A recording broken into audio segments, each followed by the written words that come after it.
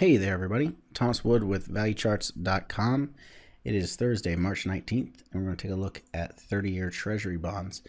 Now, normally what I do is I go and I show one of the trades we had in the trading room earlier that day. Now, we did have shorts and bonds today that worked out fairly well. We had some shorts and longs in crude oil that worked out really well, shorts in euro, etc. However, instead of actually showing you something that happened in the past, I'll show you a setup that's developing right now, kind of like what I do in the members-only videos at ValueCharts.com for all of our platinum and gold members. So what we're going to look at is bonds on a weekly basis. Now we have a swing trade setup short developing here. Okay.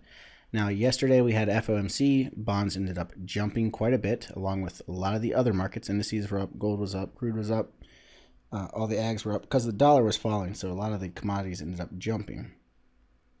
But if you look at where we are right now on the weeklies, we have what's called a no return. Now, no return occurs when you go overvalued or upper yellow price bar segment with no upside momentum. So the histogram on the MQ momentum stays red. So that's a bearish setup here.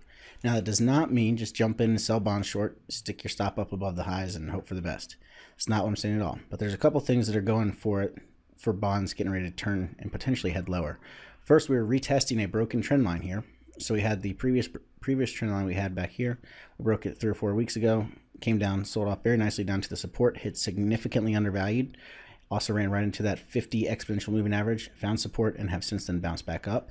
Now we're going to be finding resistance on the retrace from the retest of the broken trend line. We have the no return. We have very weak momentum. So we've rallied almost all the way back up near the highs, and look at how much weaker the indicator line is, and look how much weaker the histogram is. So we have very weak momentum.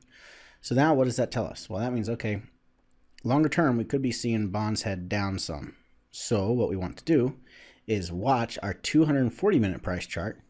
And if we get a downtrend developing, so lower highs, a series of lower highs and lower lows on the 240s, then we can start looking for shorts and looking to hold those shorts for a swing trade down to a target of around 155, right above the previous swing low. So you'd be looking for it to come right down around here. All right, so between 155 and 156. So there's a setup for you. Bonds are looking bearish. Does not mean jump in and sell them right away. A lot has to happen. We have to start changing trend on the 240s intraday, and then we can start looking to jump in and hold those for a much bigger move. But there's your setup for today. Don't forget, I will be gone all next week, and I'll be gone tomorrow as well.